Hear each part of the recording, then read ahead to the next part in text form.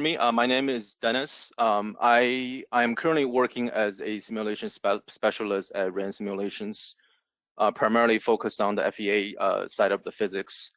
My personal history is that I've worked in the medical device industry for a little over 10 years, primarily in design consulting. So I've worked on a range of products, from orthopedics to inhalers to general surgery, staplers, and such. But simulation has always been a primary tool in my toolbox, and has been something that I've gone through a lot of training for. So in today's webinar, I'd like to introduce this tool to you guys to see how it can be applied in the medical device field, and see, hopefully we can make this fun for you guys. Okay. All right. So today, pretty quick agenda. I'll talk about the general field a little bit, and we'll look at the Ansys structural simulation capabilities as it applied to the medical device field in general. And I have a few places where I feel like this could really help design engineers, and we'll look at a specific example for the ERCP procedures for a sphincterotome, where I will use that as an example problem to do a quick demonstration of that. So as I'm sure everybody knows, right, if you work in the medical device world, right, we really have a wide range of technology that all belongs to the same industries. So on the screen, you will see things that I've essentially worked on in the past. Over here, we have a blood collection device, basically use suction to draw the blood and also stick to the skin. Right, over here we have a catheter device. This is a device that's used for in the ENT space, and this, if you recognize this device at all, right, this is used in the surgical stapler, minimally invasive surgery space. A lot of these have very complex technology, internal mechanisms that we often have to design and overcome the challenges during prototyping and such. Other area of the medical device world, you will see slightly, this is an IOD inserter for inserting, like, say, for example, a copper catheter into the fallopian tubes. We also have the orthopedic world where we work with implants and instrumentations. All of these devices are different, right? But the physics among the devices all very similar from a first principle perspective, right? So what is the purpose of simulation in the medical device field? Like, how can we apply it to help business and help our projects?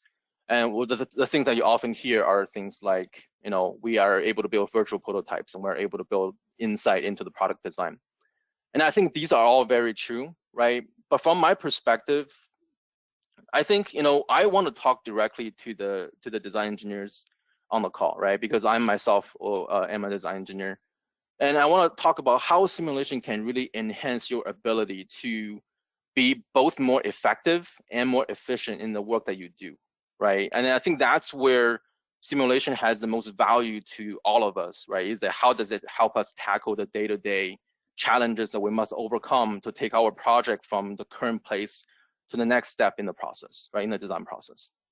So what I've laid out next, right, is really a very brief overview of 5 different sort of general tasks line that we will all have to do, right? So when we look at risk analysis, the way I think about this is that anytime we've designed a say, for example, mechanism, or maybe just a component, we always think about what could go wrong with it, right?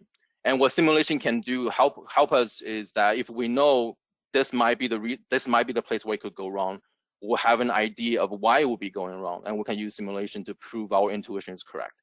More often than not, we'll look at the situation as, okay, this is our intuition, let's build it and test it, right? But within the simulation environment, it's a much more effective process because it's faster, and I will mention because it has less repeatability. And often also, once you have an idea, you can identify the risk. We'll want to create a fix for it, right? Of course, once you can have a model that represents a failure mode, we can also generate risk mitigation to remove that failure mode from happening. And simulation can help us also test out a different scenario, different design changes that we might make. In the back end, in the more sustaining area, right, where we have, say, root cause analysis, we can use simulation to try to represent or reproduce the observation that we've made in real life and say, this is the failure we see in our product. Can we reproduce that And then can we turn on the problem and turn off the problem? Because as we know, that's how we know we found the root cause to the problem. So simulation gives us the ability to quickly make changes and evaluate the effect, right? And that's very, very powerful in a root cause analysis perspective.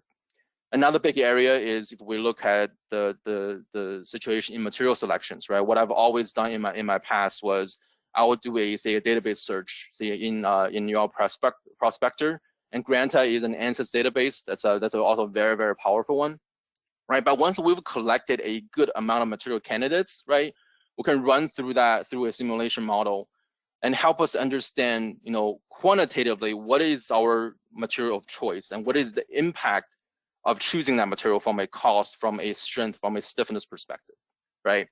And lastly, if you think about the work that you do, right, in my past experience, right, we do one of two things, right? One is design optimizations, right? We want to get as much strength on this part as possible while meeting the space requirement that we have to fit this tiny component in this tiny space. So how can we make that happen? And we can run a design experiment for something like this. And on the very, very front end, right, when you are doing your concept selections, a lot of times between two not obviously different or not obviously better or worse concepts, simulation gives us the ability to really look at the feasibility of that idea, right? Can we see the risk much farther down the line by just looking at the physics of that design concept? Can we actually make it happen in the future, right? There's a lot of power in really starting to generate a first principle representation of a early technology and to evaluate its feasibilities. Okay, so all of these are scenarios, right? So what is the common theme, right? So how can simulation really help, right? I think there are really just three different areas. The first one is, no matter what you're doing, no matter how you plan to apply this tool, the first thing you want to do is really to capture the physics of the problem, to understand, what it is that we're trying to reproduce in terms of physical behavior, right? That seems pretty obvious to, I think, anybody who's ever done anything around these areas. But one of the critical advantage of simulation, right, is what we really want to leverage is that it has a 100% repeatability in its ability to take measurements. And this is where simulation, despite its flaw, despite its ability to always get the 100% accurate answers, right? With the ability to generate a 100% repeatable answers, we can start isolate and quantify the effect of singular design variables, right? So, there are no physical prototypes out there where we can change one thing only between two different versions of that prototype and evaluate that effect.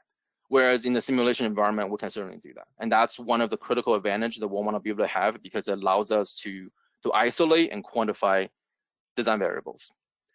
So the way we want to do that really is that we want to explore the physics and want to enhance our intuitions by leveraging the advantage the simulation provides during the design process, right? So that we can start exploring what's really happening within our device and how can we remove a problem or how can we discover a root cause is all around the idea of exploring the physics of the problem and generate small changes to see the effect of that. Okay, so and if you guys are familiar with the Ansys tools and capabilities, right? So Ansys has a wide range of like an ecosystem of different physics areas where we can look at. So more often than not in the medical device world, we do a lot of static structural problems where we are looking at just the relationship between the load and the displacement and the stress you see on the part. And then there are times we might do a press fit. These are all pretty basic and common problems, right? If you ever explore into other area, like there's a device I worked on where we are using the dynamic response of a spring back to puncture the skin through a needle, and we're trying to calculate the impact force generated by that spring. In those cases, you go inside a transient structural environment to try to solve the equation of motions and try to figure out how much force can that generate with what kind of spring, right? Sometimes you might do thermal responses for a PCBA. That's often the situation in medical, where we are looking at what's the residual sort of deformation on a board that's gone through the manufacturing process. In that other area, right, where if you guys ever think about what happens if you ultrasonic two components together, right? What's the response of the structure to ultrasound and welding, not such that it just bonds the joints together, but how does that affect other components, right? So we can do a harmonic analysis in those situations in which we're looking at a frequency response function of the structure for different frequency values. We can look at the peak deformation. We can look at the peak stress, right? So there are certain frequency range for the ultrasonic welder that we may not want to apply to our component, because that could create a failure on a specific area within that component. Depends on the result of your modal and your harmonic analysis, right? So certainly there are applications that I've personally been involved in that this is a very critical thing that can prevent a failure from happening. And one of the other things that we might also do is look at just analyzing a mechanism, right? Like in this case, what I have is a pinion rack with a linkage in between them, right? And I just want to know how much torque am I applying here to be able to overcome a resistance in the distal end of the device, in the other side of the mechanism, right? And in an analysis like this, I'm not only am I looking at the kinematics, right? I'm also accounting for friction between the joints and between the contact of your gear.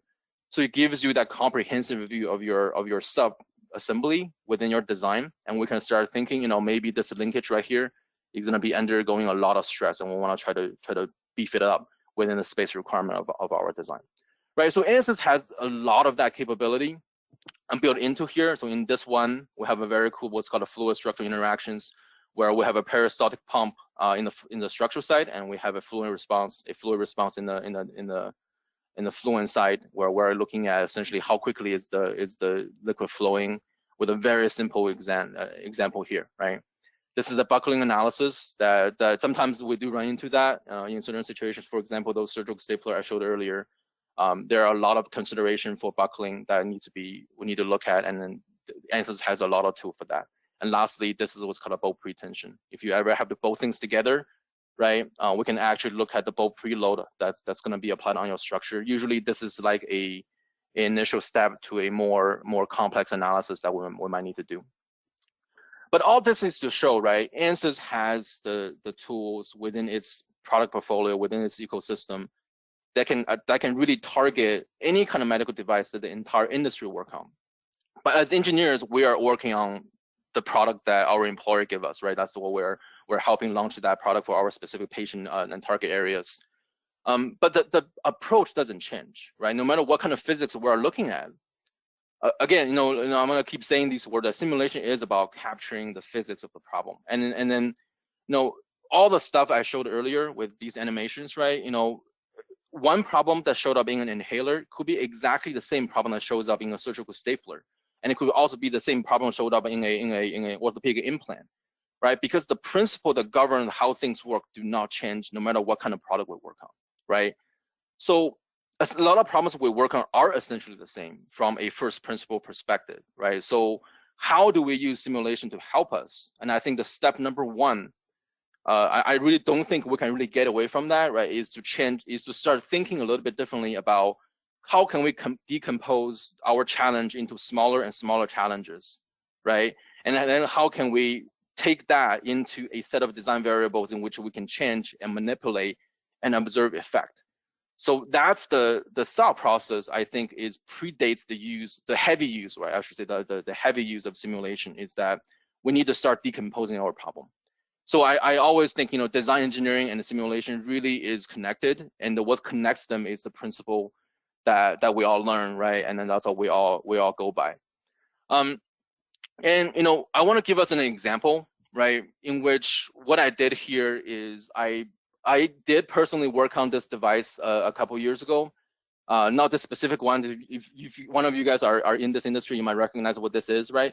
But I work on something similar to this, right? And I had a problem in which I didn't have simulation to at the time to tackle. But I'm going to talk about this because what I did for this webinar is that I took Google images of the things that I know, right? I reproduced the CAD in a very simple form. Then I generated the model, and I go through the storytelling of how I would have used simulation to tackle the problem that I had at the time. And also, as an example of how can we use simulation to explore our physics, and what can we learn from it, and how can we very quickly gain the information we need to be able to understand more about what we're working on, and how can we change the design variables to maybe find a solution, right? Okay, so I'm gonna need to explain a little bit about what this is. So I'm gonna assume not everybody knows what this is, right? Because we all work on very different products in the medical world. So what this device is used, what's called in like ERCP procedure. So I'll explain what this is in a bit. But the basic device is that, you basically pull and push and pull on this, right? There is a wire, what's called a cutting wire, which is gonna be, you basically when you pull on this knob here, this wire will move, right? That's what's gonna cut the tissue inside the patient. There are 3 different lumens inside this catheter. I drew this, it doesn't actually look like this, okay? But this is the guide wire lumen. So there's a guide wire port that goes through here. There's an injection port that goes through here, and there's a cutting wire that goes through here. Basically 3 different channels that go from proximal side to all the way to the distal side, right? And the injection obviously is for contrast, and guide wire is to cannulations, and then the cutting wire is to cut tissues, right? That's essentially the nature of the device, and you have an energy that's applied to the cutting wire. That's the overall overview of what the device does. The ERCP procedure is basically something that they take this giant catheter through an endoscope, actually it's a duodenoscope, into your stomach and goes into your intestine. So this is your intestine duodenum, right? And if I actually made it pale here, so what you can see here is as soon as the thing comes in, you have this is a common bile duct, and this should be the pancreatic duct. And they will take the catheter, go into a common bile duct, and they can either apply contrast, remove stones, remove like a gallbladder stones, or whatever that might, the bunch of stuff they can do from there, right? So a quick animation of this is that a surgeon would take the duodenoscope into your throat, into your stomach, and then into your intestine duodenum. I'm gonna let this run through. It's a little bit long, but it has a pretty cool animation at the end where it shows you the contrast. Right, and the catheter is going to come in, and then they can apply a contrast, which will allow you to visualize your internal geometries. I'm assuming that's like a stone, right? Okay, and then so over here, what I showed is that what happens to the cutting wire I mentioned earlier is as the cutting wire gets extended and then monopolar energy is applied to it, you can start cutting tissue, which opens that opening, which is called a patella, and that is the essential function of this device. Okay. So but I should probably introduce the duodenoscope, right? It's nothing too much about it. Basically, we're gonna take our catheter going from here all the way to the very distal end of the catheter, right? And that's one of the problem statement that we're gonna talk about in the end is what happens when we do that. The channel itself is only 4.2 millimeter in diameter, in inner diameter. And the catheter is like around 2.6 to 3, right? Depends on what kind of device you're working with. Okay, so I'm mostly gonna study this because this is the portion of the model that I actually just reproduced, right? And then remember, this thing is very, very bent, right? So to insert this into this working channel here, the first thing we have to do is we have to straighten up, right? And then you can see the channel itself. It goes through. It's not just a straight channel, right? It's gonna take many different kind of turns. Depends on the anatomy, has to navigate. You might have local curvature that might happen in a duodenoscope. A lot of different things that could potentially happen inside the body, right? So sort of put that problem in the back of your mind. This is the environment of what we're trying to work with. Okay. Okay. So now, what is the problem statement, right? So this is an actual excerpt from the model database. Obviously, we're not going to read all of these, right? I only highlighted what's important, which is that the cutting wire securing component located near the distal end, and this is the distal end, basically becomes disconnected from the catheter, right? So as they go through what I just showed you guys through that sequence of operation in the ERCP procedures, one of the surgeons noticed that the cutting wire has become dislodged. So the question then, if you get this device back in your work and say, oh, tell me why that happened. Like, what are the ways in which we can tackle this? And also, maybe if you're designing this for the first time, how can we understand and change the design such that it prevents this failure mode from ever happening? That will be our goal, right? Okay, so the first step is always decompose the problem, and I'm not doing it in a very fancy way since this is a webinar, right? But basically, what are the factors in the design in which, as design engineers, we can control that's likely going to affect the outcome, which we're trying to either generate or prevent, right? The outcome here is that we don't want the cutting wire to kink or to dislodge, right? So from a design parameter perspective, I wrote down a few things as a quick mental note, right? We have the material curvature and the lumen locations. for the catheter, right, which affects how the orientation of the cutting wire, the orientation of the cutting wire that might be relative to the entire length of the PTFE tube. We might have the location of the proximal end of the cutting wire, location of the distant of the cutting wire. We might have the cutting wire made of different length, different material, different curvatures, right? All of these are the things that we likely have to make a design decision on in the design process. And then the question then becomes, how does each of them affect the product, affect the design output, and how does combination of them affect design output? Right, and as you can sort of maybe starting to imagine, right, if we could model the physical behaviors, we can then start understand the effect of each of these design variables and their combination to the design output. Okay, so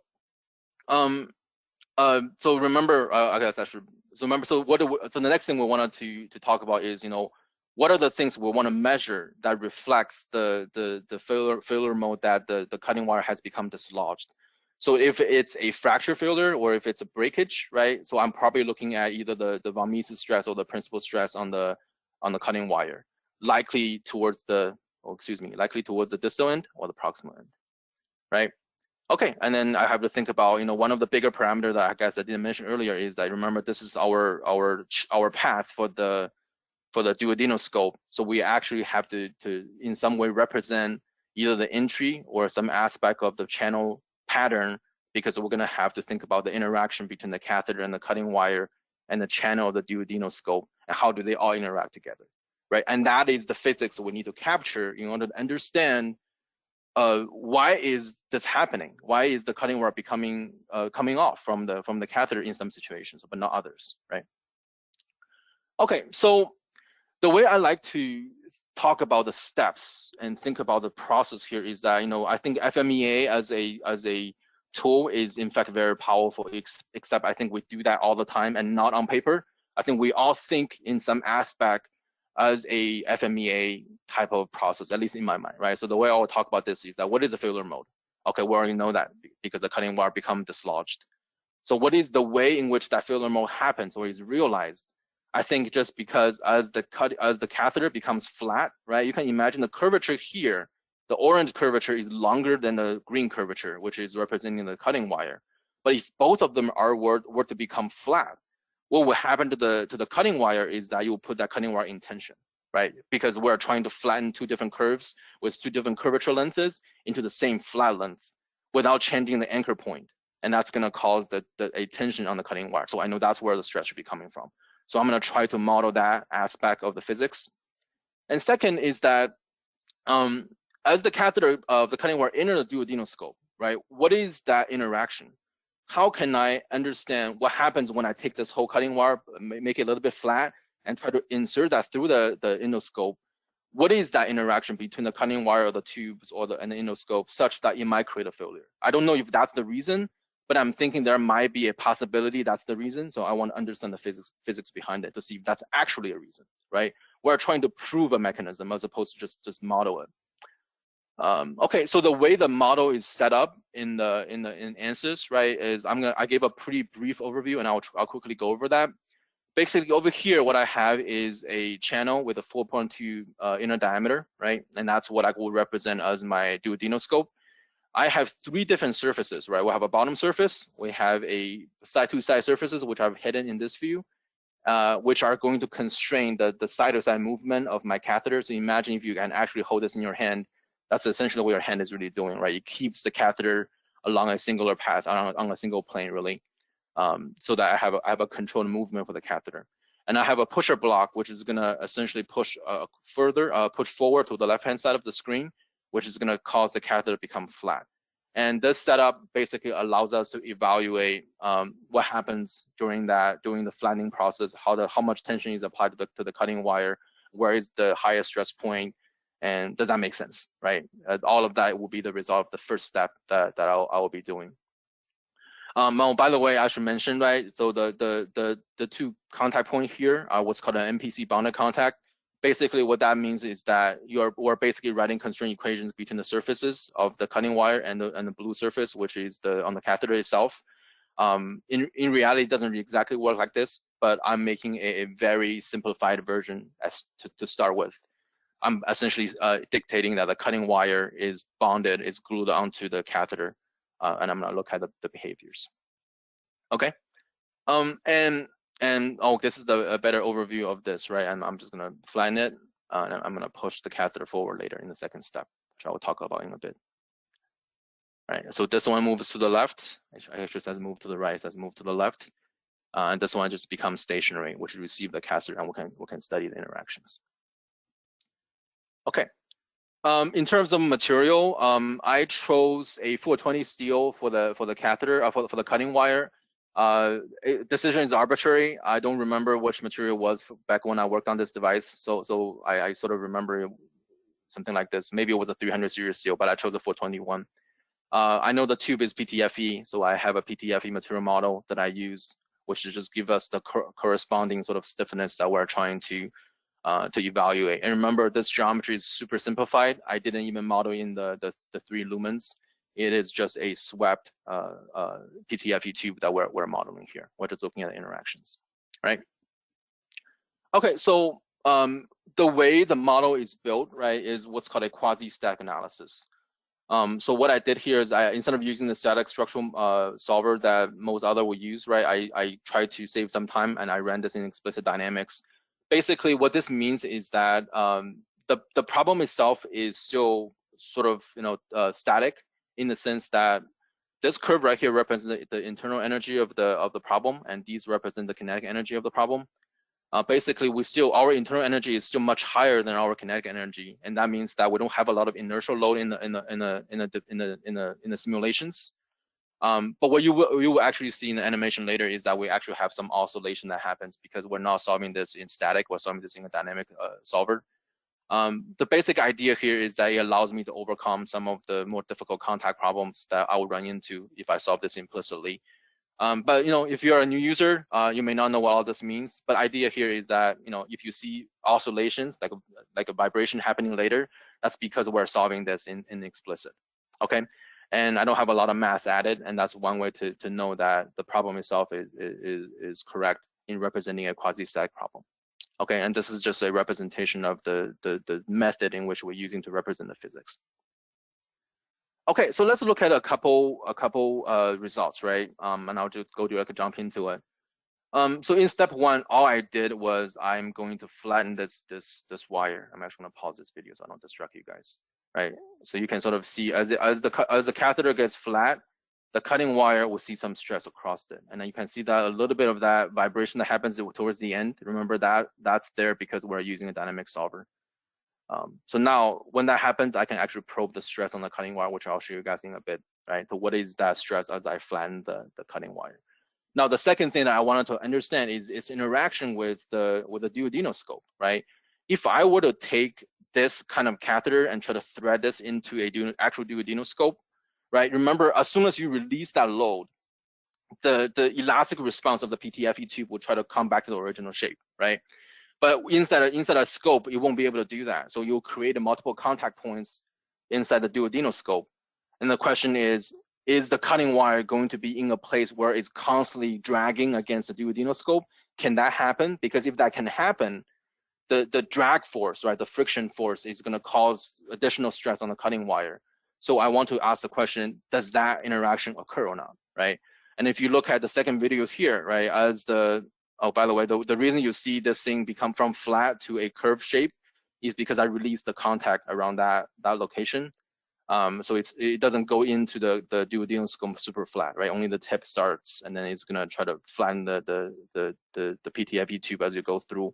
But all of that is actually not as representative as we may have, because in reality we might try to thread this in a little bit better. But what's more important is that as we go to the end of the animation, you can see we have contact point number 1. The reason we have that contact point is because the tube is trying to come back, right? We have a curvature on the bottom, which is hitting against the surface because it's a bowl shape. That makes sense. And lastly, we have a contact point towards the more proximal side, because this whole thing is all trying to come back, and that area is going to be in contact, right? So as the duodenoscope, as we insert the catheter into the duodenoscope, what we can see is that the cutting wire really isn't touching the inside diameter of the duodenoscope. Now, I asked the question, does that make sense? right? I think it makes sense because if the cutting wire, if the PTFE tube starts with a curved shape, then it will actually want to, come back, and therefore it will create these three contact points, which seem to make sense. Therefore, if we have a purely straight section in the duodenoscope, then the cutting wire won't be contacting the inside of the scope. That seemed to make sense to me, which means the most of the stress that happens if we only consider a straight duodenoscope is through the flattening process. Okay, so that's some quick learning about how the interaction occurs between the scope and the catheter itself. So if we look at the actual stress values, right, we have peak stress in the distal end, and we have some peak stress in the proximal end here. And if I probe the stress, you actually see a significantly high stress around the bend curvature here. And this is the anchor point where we're bonding to the PTFE tube. So in this area, we're thinking, okay, so we're clearly seeing a lot of stress. And remember the low direction for this cutting wire, right? It will be partially bending, and most of that is going to be in tension. And we're not going to be able to extend this cutting wire all the way to the inside, as I will show you guys in the next slide. So we have to look at this stress value and think, is that truly representative? But what we do know from this stress value is that the tension applies the stress towards the distal end of the cutting wire and proximal of the cutting wire in the direction of the tension of the cutting wire, right? So that tells us that it does line up with what we see in the MAU database, right? We are seeing stress around the distal end and proximal end, which will cause the cutting wire to become dislodged if we were to actually try to flatten it. But one thing that you might notice is that we're probably not going to flatten this all the way down in actual use, right? In actual use, the surgeon is going to try to insert it as soon as they are able to get the tip into the 4.2 millimeter diameters, right? So this is a slight exaggerations. We want to keep that in mind, right? So as we build a model, we also want to challenge our understanding of it, challenge our interpretation of it, and try to make sense of what we see and what we can learn from the model that's actually useful to our design decision-making process. Okay, so I know I have some stress I should be paying attention to the cutting wire, right? And then the next question I will ask is, what are the critical element of this device that I may not have been able to model, or in this case, I just didn't model because I took Google images of the product, right? So in the actual product, you will see that there is actually an anchor, which is crimped onto the cutting wire. And this whole anchor with the crimp cutting wire in the distal end gets inserted into the catheter, right? And then when they make the tip of the catheter, they will bond this whole thing inside it. Basically, that's the actual representation, is that the cutting wire isn't actually bonded to the tube like I have in the model. In reality, there's an extension of that inside the lumen. So imagine the stress that we see here. What would that actually do, right? What would that actually do is, number one, you will try to add a little bit of stress around the connection between the anchor and the cutting wire. And number two is that you will try to pull the entire cutting wire out. I'm sorry, to pull the entire anchor out, because that's the direction in which that load is happening, right? And on the proximal side, it's a similar idea, right? The proximal side, the cutting wire just basically goes all the way to the proximal side. It's like a variable, like a 2,000 millimeter long cutting wire or something like that. And all of the tension that we applied, that we observed in the previous slide on the cutting wire, will essentially be trying to pull trying to push the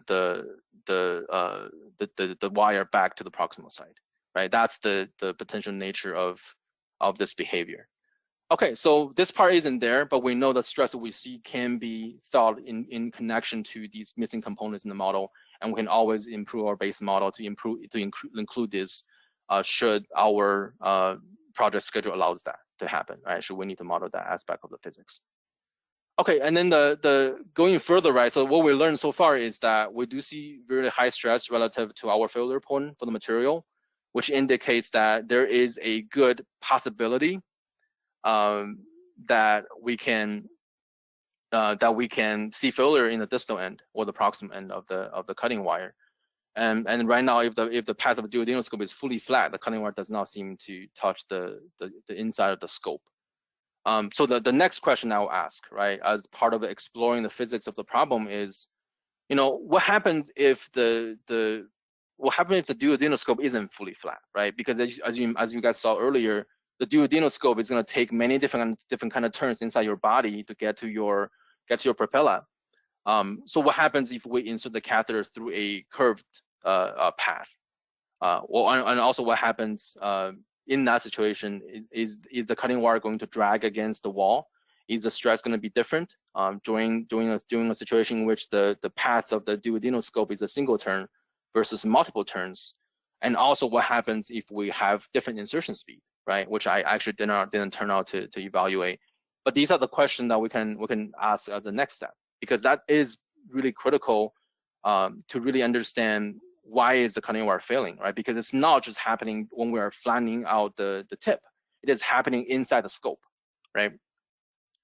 So to do that, really, we just have to modify the initial model by a very small amount, right? It doesn't. This is why having a model to start isn't always the goal, right? Is to have a really simple model to start, then build upon it, right? As we try to explore further questions about our design, about the physics of our design. So in this case, all I added was, instead of having a flat duodenoscope, I just extended the curve to have a curvature.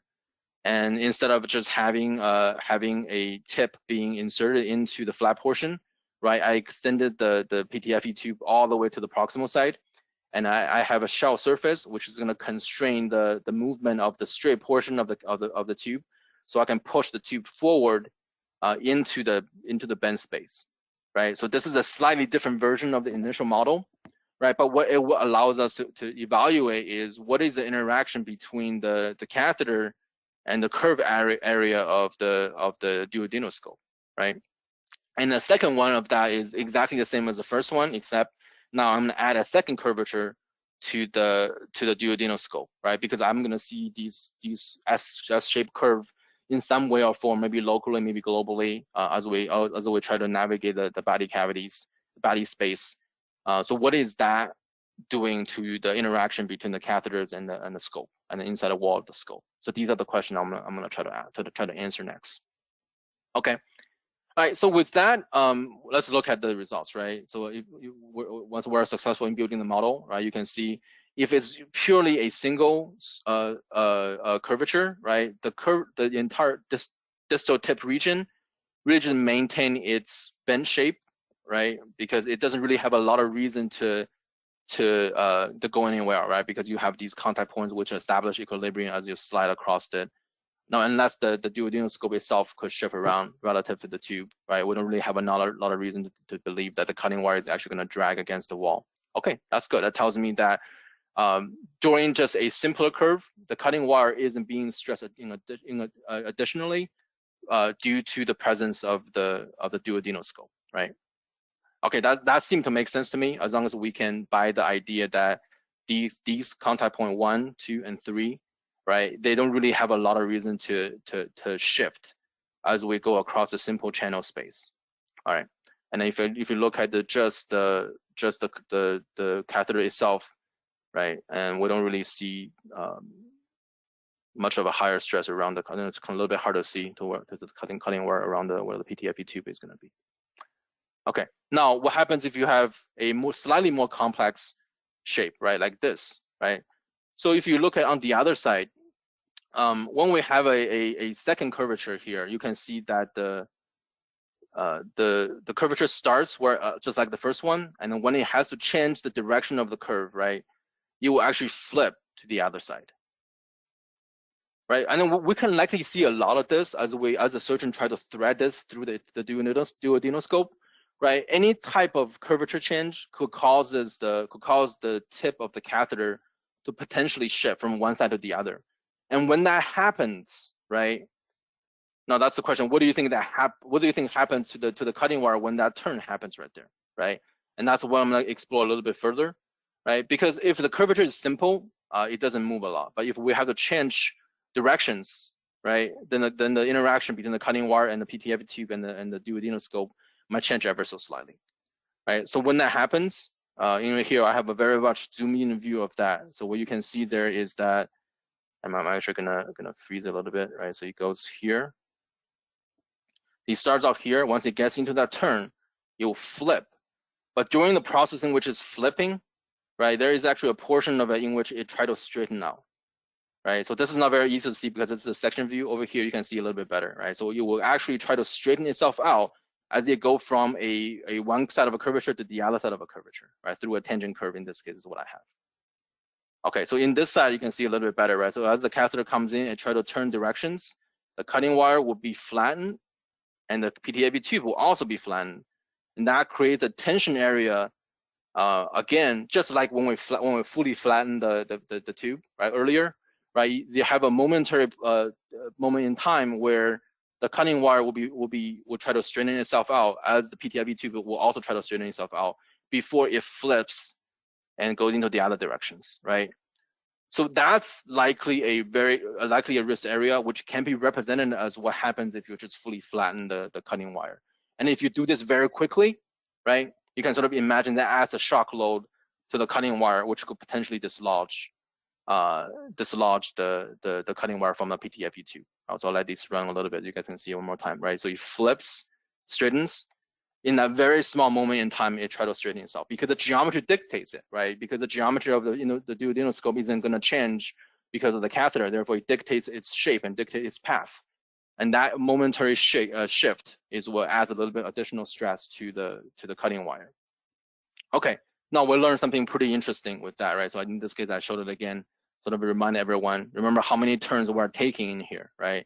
Complex turn, maybe we'll have 90-degree curvature turns, from a straight to a curve to a straight.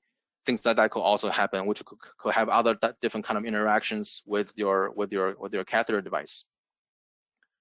Okay, so now we've explored the physics in quite a few ways, right? We'll look at different interaction with different shape of the duodenoscope. We've looked at the process of actually insertion and flattening out the PTFE tube curvature. Then the one question I'll ask is, what is the risk mitigation, right? So remember, when I looked at this, right, I'm thinking, so I have a few design parameters in which I could shift to look at their effect on the outcome, right? So in this case, what I did was I just had 4 or 5 different curvature levels that I evaluated, and I have about 4 different levels of cutting wire length that I evaluated. Basically, I'm going to ask the question: is different curvature, starting curvature, right, affect the stress level that you see as we go through these 2 base models, right? I'm going to see higher stress or lower stress, and I'm also going to ask the question: if the cutting wire is shorter, which means the anchor point is closer together, is that going to improve or change the situations, right? And I'm really looking for design parameters that could have a positive influence on my design output, which is, in this case is my measurement target of the stress on the cutting wires is what I'm looking for. Okay, so in this case, remember, this is not a solution, right? I can clearly see, right? I don't really see a big pattern of what I'm hoping for is that the line will just go straight down. Unfortunately, our 2 parameter here that I chose, it basically gave us a flat line. Now I'll explain what this high point is in a bit, and that might be something we want to explore a little bit further in the model side. But if you can see here, right, this is really between 2700 and 2900. It's essentially a flat line if you zoom things out. Basically tells us that the length of the cutting wire isn't the reason that we're seeing that high stress on the cutting wires. Also, we go through the process of flattening, insertion, and curvatures on the duodenoscope. And also, if we purely just change the curvatures by itself, right, we're also not seeing a big impact. Now, I could have kept exploring until I find a parameter that's a signal to the output that I'm interested in. But this is a webinar, right? So I didn't keep going. But the idea here is that as soon as we have a decent representations, right, you can start asking questions about what are the parameters in which we can change, and can we just plug in those differences into the model and evaluate how it's different on the output side. And if we can do that, it gives us a lot of sort of power to start asking questions and evaluate whether or not these parameters are actually things that we should look into in changing and controlling, right? And then lastly, so I did a quick explanation of this high point here, and I think that has something to do with the way the quasi-static analysis is done. So during that 0.1 second durations, we have a lot of dynamic effect on the cutting wire, and this is likely due to the way the model is built for that specific configurations, which might require us to adjust the physics a little bit, and that's the reason you see a high stress value. It really wasn't due to anything special with that curvature. So to explain that high point as a result. All right. Okay, so So in the end, what we learned, right? So I didn't find a specific root cause right away. Obviously, this is a real life failure. If I could find it that easily, it wouldn't be a real problem anymore, right? It will be a very simple problem. But the idea here is that hopefully I demonstrated is that we could use a model to actually tackle a real life problem and try to explore the design space and use that as a system, as a technique to find to improve our design or to find the root cause, right?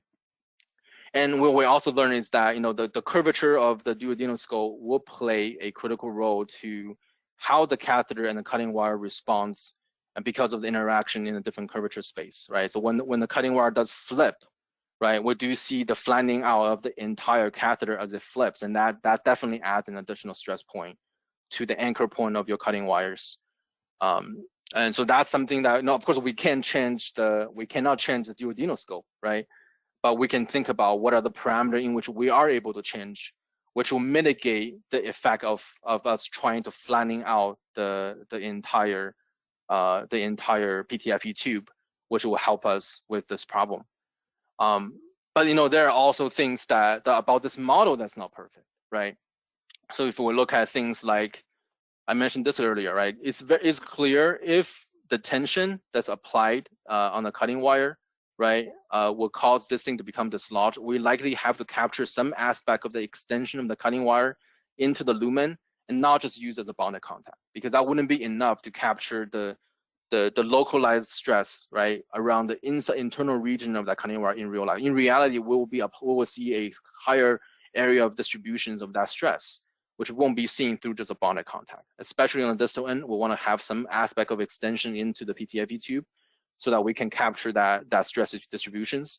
And similarly on the proximal side, which will have some aspect of extensions in the model instead of an anchor point. Instead of a bonded contact point. And that will give us a additional level of fidelity in the model. And it's actually not too bad to build this aspect, except from Google, I can determine how to do this. So what I did is I used a very simple representation of that, right? And lastly is that, what if this motion created by the physician is a big reason? So this is an actual snapshot of a video of a physician inserting the catheter. You can see the short stroke that he's going through, right? That short stroke adds an impulse to the load, right? Which is an additional aspect of this that we're not, because we're modeling this as a quasi-static problem, which means that we're not adding inertia force to there's no momentum, right, between each stroke that the surgeon hand is going through. And if you're familiar with this business, right, which I actually know, is that this is one of the things that people would do on their IFU is that they would tell surgeons to slow down, because when they slow down, it will actually help with the occurrence level of that failure mode. Yeah, it wouldn't actually happen as often when they do that. Right, that's something that people learn from hard experience, is that slow down and it will actually not happen as often. So clearly there's some aspect of that short stroke that's gonna be important to the physics, right, which we have not captured. But of course, there are also other aspects of the design that we can also go through to mitigate that, in addition to just controlling what the surgeon can or cannot do, right? Okay, so as a quick conclusion, right, the idea of design iterations, right? We use that word all the time, is always about making changes and evaluate effect, right? We build prototypes to see what went wrong, to learn from it, right? And then every single time you build a prototype, the next thing you do is change things, right? Okay, we see this happen here. We think this is the reason it's happening. Therefore, we're gonna make a change to stop it from happening. That's always the process, no matter you use simulation or not use simulations. What I think simulation has the power to help us is that if we can capture a critical aspect of what happened, of what made it go wrong, right? We can start really look into what to change.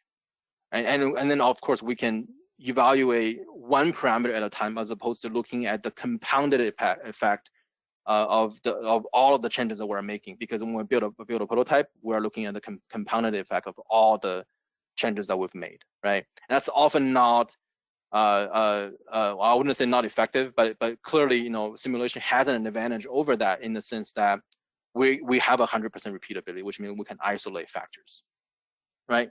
So use the tool to explore the physics, gives us more options, right? And when we can separate design parameters away from each other, we can do things like DOEs, right? Which allows us to really build a regression model around what are the combination of effects that can affect our design output. And that's an additional level of power, right? That we can have in our design work, is that if we are able to really quantify our understanding of how things of how the design itself works and what are the effect of the changes we might make to it. With that capability, right? I see a lot of efficiency that it will give us.